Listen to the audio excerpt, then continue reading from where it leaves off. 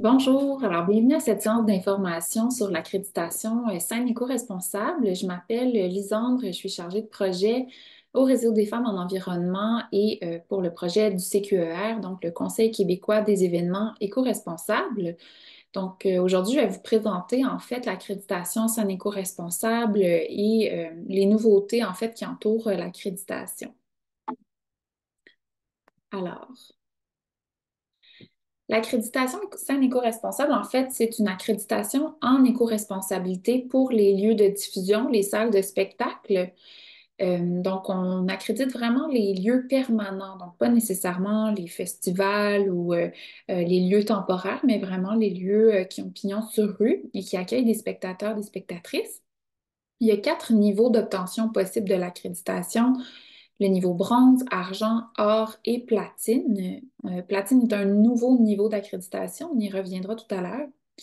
L'accréditation est disponible et valide plutôt pour une durée de 2 ans. Donc, après 2 ans, vous devez renouveler votre accréditation si vous voulez la maintenir ou augmenter de niveau. Les avantages d'être accrédité de Sanico responsable, en fait, il y en a plusieurs. Mais d'abord, ça vous permet d'encadrer votre démarche en éco-responsabilité. Ça vous permet de réduire les impacts négatifs sur l'environnement et d'augmenter les répercussions socio-économiques positives, notamment en vous inspirant des actions qui vous sont soumises dans le formulaire de l'accréditation Sanico responsable. C'est également un engagement formel et public envers le développement durable. Ça donne de la fierté, de la motivation aux membres du personnel qui s'impliquent dans votre démarche, mais aussi au public que vous accueillez et qui voit que vous faites des efforts en ce sens. Et c'est un argument positif là, face à vos bailleurs de fonds et à vos commanditaires. Il y a quatre grandes étapes pour obtenir l'accréditation que je vais vous détailler tout au long de cette séance d'information. Donc, la première étape, c'est vraiment de remplir le formulaire d'accréditation et de nous le renvoyer par courriel. On va y revenir, je vais tout vous détailler le formulaire un peu plus tard. La deuxième étape, c'est de faire visiter votre lieu de diffusion à une personne de notre organisation, du CQR, et de lui présenter les preuves de vos actions. Donc là encore, on va y revenir tout à l'heure. La troisième étape, ça va être de fournir un plan d'action pour les 2 prochaines années, donc un plan d'action en éco-responsabilité. Et la quatrième étape concerne seulement les salles qui sont en renouvellement, donc vous devrez fournir un bilan de votre précédent plan d'action. euh, donc voilà, ça concerne seulement les salles en renouvellement. À l'automne 2023, en fait, on a révisé le processus d'accréditation, puis il y a eu plusieurs changements que je vais vous partager maintenant. Donc, pour ceux et celles qui connaissaient l'accréditation ou qui l'avaient obtenue dans le passé, voici quelques changements là, qui sont importants. D'abord, comme je vous disais, il y a eu un quatrième niveau d'accréditation qui a été ajouté, qui est le niveau platine, donc qui est encore plus élevé que l'or. Et ce niveau-là, par contre, ne peut être obtenu que si vous êtes en renouvellement. Donc, même si vous obtenez le pointage qui serait octroyé à un niveau platine, si c'est votre première accréditation, vous ne pouvez qu'obtenir l'or, qui est déjà aussi un excellent niveau, mais sachez que vous ne pourrez pas obtenir platine si vous n'êtes pas en renouvellement. Aussi, le formulaire a été révisé et simplifié dans l'objectif de réduire la charge de travail des lieux de diffusion. Donc, c'est un commentaire qu'on a reçu quelques fois, là, que ça demandait beaucoup de travail. Alors, on a voulu vous simplifier la tâche, mais aussi clarifier la validité de certaines preuves et de certaines actions. Donc, on a l'impression que ça fait un tout plus cohérent, plus facile à comprendre. Pour les salles qui sont en renouvellement, donc avant, dans notre processus, on vous demandait de soumettre des preuves dans un dossier Drive partagé. Il n'y en a plus de ce dossier. C'est-à-dire que maintenant, tout ce que vous avez à nous fournir là, concrètement, à nous faire parvenir, c'est le formulaire rempli, votre plan d'action et votre bilan s'il y a lieu, là, si vous êtes en renouvellement. Et vous devez nous les faire parvenir par courriel. Donc, il n'y a pas de partage de documents à proprement dit sur un dossier partagé. Et vous allez comprendre pourquoi grâce aux explications que je m'apprête à vous donner. Alors, le principal changement aussi, c'est que maintenant, on fait la visite des lieux de diffusion. Ces visites-là peuvent avoir lieu en personne ou en virtuel, c'est-à-dire que si votre lieu de diffusion est éloigné et qu'on ne peut pas trouver une ressource pour se déplacer dans votre lieu, on va pouvoir faire une visite virtuelle. Donc, vous pouvez toujours être accrédité, mais votre visite n'aura pas nécessairement toujours lieu en personne. Ces visites, en fait, on les a pensées pour que ça permette de faciliter la récolte des preuves pour vous et de diminuer le temps de travail, justement, à récolter vos preuves. Euh, Puisque vous n'aurez pas à remettre les preuves dans un dossier partagé ou à nous faire parvenir ça, à prendre des photos, etc., tout se fait pendant la visite. Donc, la visite se déroule en deux temps, c'est-à-dire que d'abord, on va observer toutes les preuves qu'on peut constater sur place là, avec nos yeux. Donc, par exemple, si vous nous dites qu'il y a des fontaines d'eau à disposition des membres du public, ben, en fait, nous, on va simplement vérifier qu'on voit les fontaines d'eau et effectivement cocher dans votre formulaire, oui, cette action est en place. Donc, la première partie de la visite est vraiment pour les preuves qui sont physiques. La deuxième partie de la visite sont pour les preuves qui sont documentaires, donc des preuves qu'on ne peut pas nécessairement valider de visu, mais qu'on peut observer sur un support numérique. On y reviendra plus tard. Donc, le temps de la visite qui est à prévoir est de 2 heures. Donc, généralement 1 heure là, pour les deux parties de la visite. Le formulaire d'accréditation contient 4 onglets. Donc, d'abord, un guide d'utilisation qui est à lire attentivement. Je tiens à porter votre attention là-dessus parce que ça peut répondre à plusieurs des interrogations que vous avez quant au processus. Tout est vraiment très clairement détaillé dans ce guide. Alors, je vous recommande de le lire avant d'entamer le processus. Il y a également des exigences obligatoires, des exigences qui sont spécifiques et une fiche d'évaluation que vous n'avez pas à remplir, mais qui vous sera remise là, après votre évaluation de dossier. Donc, si on y va plus spécifiquement dans chacun des onglets, commençons d'abord par les exigences obligatoires. Donc, si vous êtes à votre première accréditation, il y a 7 exigences obligatoires à remplir qui sont les suivantes. D'abord, signer l'engagement sain éco-responsable. Donc, c'est un engagement qui est à même le formulaire, là. Donc, vous avez peut-être connu dans le passé la charte des artisans de sain éco-responsable. Cette charte-là a pris la forme d'un engagement qui est à même le formulaire. Donc, il faut le resigner à l'intérieur du formulaire, tout simplement. La deuxième exigence est de désigner une personne et un comité en charge de la démarche éco-responsable dans votre organisation. La troisième exigence est de communiquer votre engagement et votre démarche en développement durable aux employés, notamment en leur partageant les politiques adoptées. Euh, donc, vous devez nous expliquer comment ça se déroule, en fait, vos communications. Quatrièmement, vous devez afficher le visuel acte qu'on vous a fourni par courriel, donc qui est un engagement qu'on suggère en fait aux artistes qui vont visiter vos lieux, vos loges, donc pour les encourager à également adopter une démarche en éco-responsabilité. La cinquième exigence, c'est de vous engager en fait à afficher le logo de l'accréditation une fois que vous l'aurez obtenu.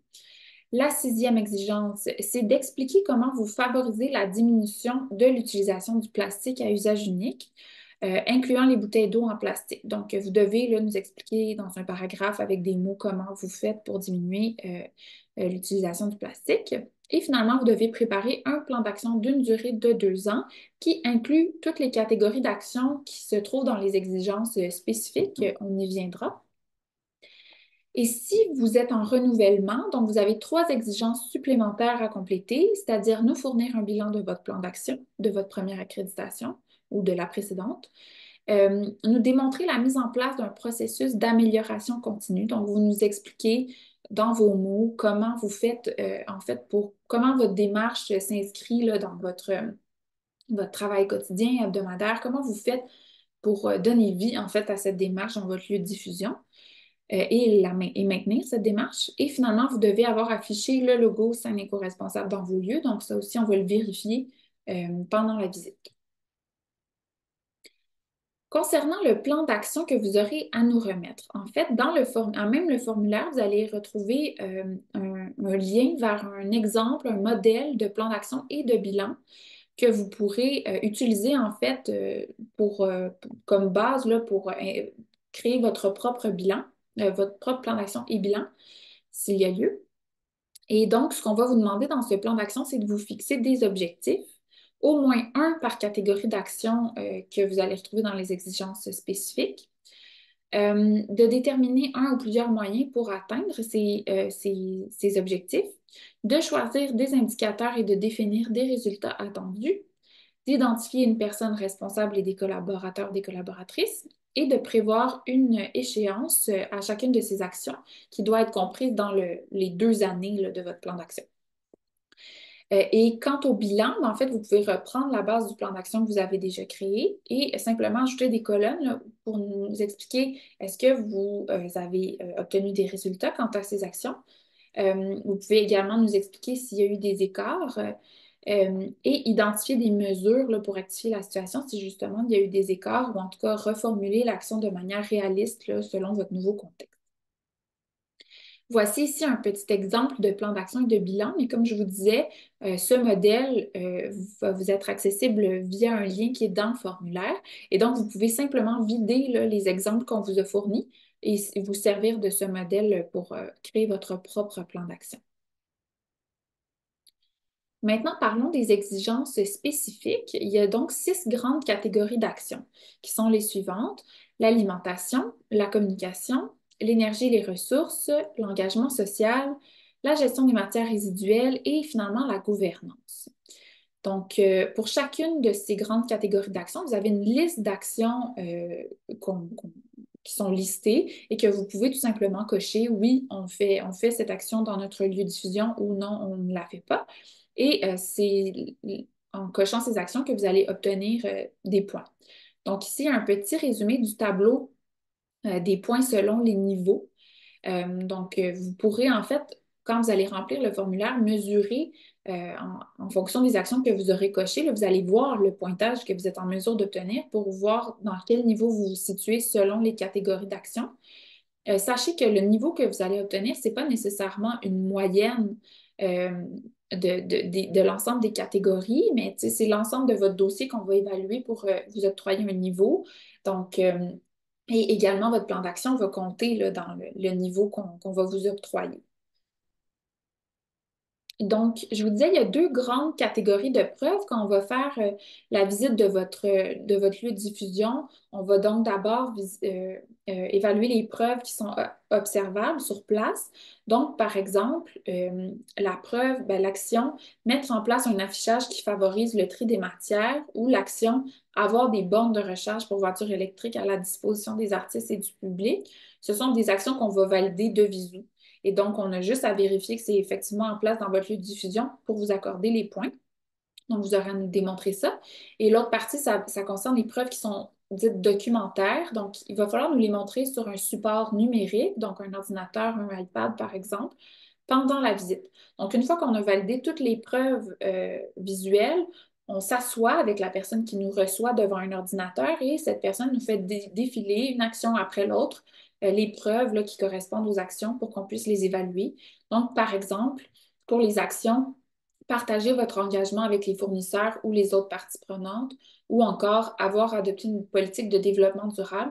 Mais nous, on veut voir les documents, donc soit votre politique de développement durable, par exemple, on veut que vous nous la présentiez, et ou, par exemple, pour l'autre action, partager votre engagement avec les fournisseurs, on veut voir de quelle manière ça s'opère. Donc, vous pouvez nous donner une preuve comme un courriel d'échange avec un fournisseur, par exemple, ou une clause dans un contrat. Ça peut être suffisant pour qu'on puisse valider votre preuve. Il y a quelques particularités là, au processus sur lesquelles j'aimerais apporter votre attention. D'abord, les mesures innovantes, qu'est-ce que c'est? En fait, dans les exigences spécifiques pour chaque catégorie d'action, vous avez effectivement une liste d'actions qui est listée, mais vous avez également une section mesures innovantes. Donc là-dedans, vous pouvez inclure toutes sortes de mesures que vous avez mises en place dans votre lieu de diffusion et des mesures qui concernent l'éco-responsabilité et qui ne sont pas listées dans nos catégories d'action. Et donc, vous pouvez être vraiment créatif là, dans les preuves que vous voulez soumettre, les actions que vous voulez soumettre et que vous voulez qu'on évalue. En fait, ce que ça vous permet de faire, cette section, c'est d'augmenter le pointage de chacune de vos catégories d'actions. Donc, s'il y a certaines actions de la catégorie que vous vous dites, ah, mais ce n'est pas applicable dans notre lieu de diffusion, je vous recommande fortement d'utiliser les mesures innovantes pour augmenter votre pointage parce que justement, ça pourrait vous faire monter de niveau là, si vous arrivez à démontrer ces actions. La seule chose, c'est que vous ne saurez pas quel pointage on va vous octroyer pour ces actions-là. Mais vous pouvez en mettre autant que vous voulez, là, dans la mesure où ce sont des actions valides, là, mettez pas n'importe quoi. Mais c'est une bonne façon d'aller augmenter votre niveau en utilisant cette section. J'apporte aussi votre attention sur le pointage minimum. Donc, vous devez absolument obtenir au minimum le pointage du niveau bronze dans chacune des catégories pour obtenir l'accréditation. Si vous n'obtenez pas le pointage minimum du niveau bronze, vous ne pouvez pas obtenir l'accréditation et on n'ira pas visiter votre salle. Donc, en fait, vous allez nous remettre votre formulaire rempli avant qu'on visite votre salle. Si nous, on constate que dans une des catégories, vous n'obtenez pas le niveau bronze, on n'ira pas visiter votre salle. Donc, c'est vraiment important de vérifier là, avant de nous envoyer le formulaire euh, pour ne pas être déçu là, de ne pas pouvoir compléter le processus si vous n'arrivez pas à atteindre le pointage minimum.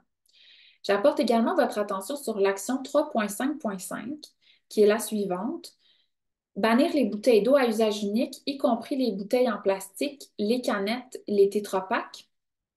Cette action, en fait, c'est la seule action qui est obligatoire pour obtenir les niveaux or et platine de l'accréditation. Donc, si vous vendez ou vous distribuez des bouteilles d'eau, que ce soit en plastique, en canette d'eau ou en tétrapack, vous ne pourrez pas obtenir le niveau or de l'accréditation. On va vous octroyer le niveau argent même si vous atteignez les pointages du niveau or.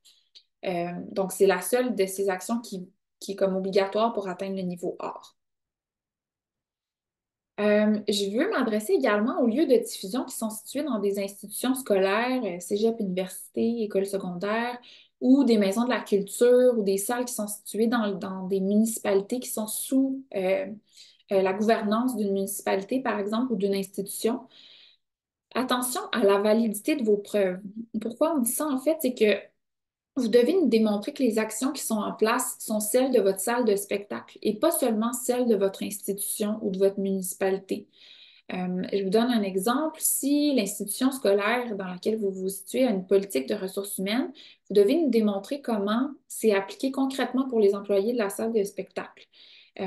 Donc, on veut que vous pouvez utiliser le document de l'institution dans laquelle vous vous trouvez, mais on veut que vous nous démontriez que c'est valide dans le cadre des actions de la salle de spectacle et que vous ne faites pas juste profiter, en fait, des éléments qui sont mis en place par votre institution ou la municipalité. On veut que vous nous démontriez comment ça prend forme dans votre lieu. Concernant les tarifs, donc l'accréditation a un coût de 600 au tarif régulier et de 550 au renouvellement. La facture vous est envoyée après la visite, donc la grande majorité du processus va être complétée une fois que vous aurez remis le formulaire et qu'on aura fait la visite. Donc, elle n'est pas envoyée une fois que vous obtenez l'accréditation. C'est en cours de processus qu'on vous l'envoie. Vous avez 30 jours pour effectuer le paiement. Et sachez qu'il est aussi possible d'obtenir des heures de service conseil, là. Donc, si jamais vous avez besoin d'aide, en fait, pour compléter le processus ou pour imaginer des actions que vous pourriez mettre en place, on offre aussi de l'accompagnement. Donc, n'hésitez pas à nous contacter là, si jamais vous voulez ces services-là, puis ça peut être intégré dans le coût de l'accréditation. Alors, quelles sont les prochaines étapes à partir de maintenant? Eh bien, d'abord, vous allez recevoir la dernière version du formulaire par courriel après la rencontre. C'est-à-dire que même si vous avez déjà obtenu une version du formulaire au courant de l'automne, on a fait une dernière révision. Donc, s'il vous plaît, remplissez la dernière version du formulaire que je vais vous faire parvenir après cette présentation pour être certain d'avoir la bonne version. C'est vraiment important. Donc, pour celles et ceux qui ont déjà commencé à remplir le formulaire, la version du formulaire que je vous avais remis précédemment, eh bien, il faudrait faire des copier-coller, mais assurez-vous que vous faites des copier-coller dans les bonnes lignes là, pour ne pas manquer d'informations. Euh, dans les exigences obligatoires, il n'y a à peu près aucun changement, là. Ça va être davantage dans les exigences spécifiques. Donc, faites juste vous assurer là, que vous faites des copier-coller adéquatement.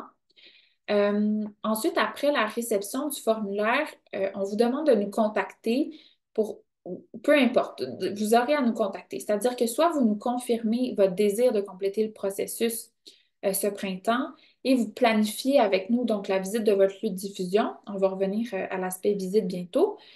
Ou si vous, après cette séance d'information, vous vous dites Je pense que ça va générer un peu trop de travail pour ce printemps, on n'y arrivera pas. Vous voulez reporter votre demande d'accréditation à l'automne prochain, il n'y a vraiment aucun problème, mais signifiez-nous-le, s'il vous plaît, comme ça, on va cesser de vous envoyer les communications pour le printemps, puis on va vous remettre dans, euh, dans le lot des salles qui veulent être accréditées à l'automne prochain. Vous pouvez m'écrire directement au ltrudeau@commercialrqfe.org. Donc, vous pourrez répondre tout simplement au courriel que je vais vous faire parvenir, là, dans lequel je vais vous envoyer le formulaire. Finalement, une fois que vous aurez reçu le formulaire, la prochaine étape, ça va être de remplir le formulaire, de rassembler vos preuves sur votre ordinateur, puis aussi de vous assurer que les preuves physiques dans votre lieu sont bien en place. Et vous allez devoir nous remettre votre formulaire complété au plus tard une semaine avant la visite. Donc, pour qu'on puisse vérifier que vous obtenez au moins les pointages minimums dans chaque catégorie, voir l'ensemble de votre dossier. Donc, sachez là, qu'il faut que la partie formulaire et récolte de preuves soit complétée avant qu'on ait visité votre salle. Et finalement, une fois que la visite va être effectuée de votre salle, vous avez à nous faire parvenir votre plan d'action et ou votre bilan avant la date butoir, là, qui est le 3 mai à 17 heures pour l'accréditation du printemps.